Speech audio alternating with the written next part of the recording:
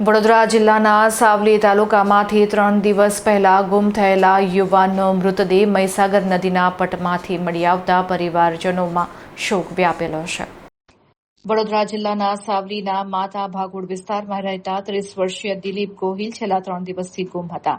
પરિવારજનો દ્વારા તેમની શોધખોળ હાથ ધરવામાં આવી રહી હતી। આ દરમિયાન સાવલી અને આણંદને જોડતા બ્રિજની નીચેથી પસાર થતી મહીસાગર નદીના પટમાંથી આણંદ જિલ્લાની હદ વિસ્તારમાં એક મૃતદેહ મળી આવ્યો હતો।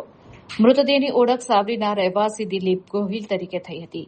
મળતી માહિતી મુજબ 3 દિવસ અગાઉ નજીકના મંદિરના પૂજારીને નદી કિનારેથી 2 મોબાઈલ ફોન સહિત કેટલીક વ્યક્તિગત વસ્તુઓ મળી આવી હતી, જે અંગે પૂજારીએ તાત્કાલિક પોલીસને જાણ કરી તમામ વસ્તુઓ પોલીસને સોંપી દીધી હતી। પ્રાથમિક તપાસમાં 3 દિવસ અગાઉ દિલીપ ગોહિલે અગમ્ય કારણોસર મહીસાગર નદીમાં ઝંપલાવ્યું હોવાની શંકા વ્યક્ત કરવામાં આવી રહી છે। જો કે યુવકે આ પગલું શા માટે ભર્યું તે અંગે હજી સુધી કોઈ સ્પષ્ટ માહિતી સામે આવી નથી। ઘટનાની જાણ થતાં પોલીસનો કાફલો સ્થળ ઉપર પહોંચી ગયો હતો અને મૃતદેહને પોસ્ટમોર્ટમ માટે ખસેડી વધુ તપાસ હાથ ધરી છે।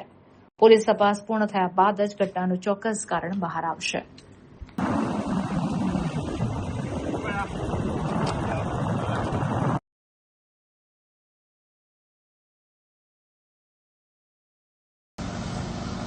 માતાજીના ફોટા ત્યારે 2 મોબાઈલ, એક પાકીટ અને ચૂનો અને તમાકુ એટલું મળ્યું એટલે મેં પોલીસ સ્ટેશનમાં પોલીસ ચોકીને જમા કર્યો। એના ભાઈને કરીને આપી।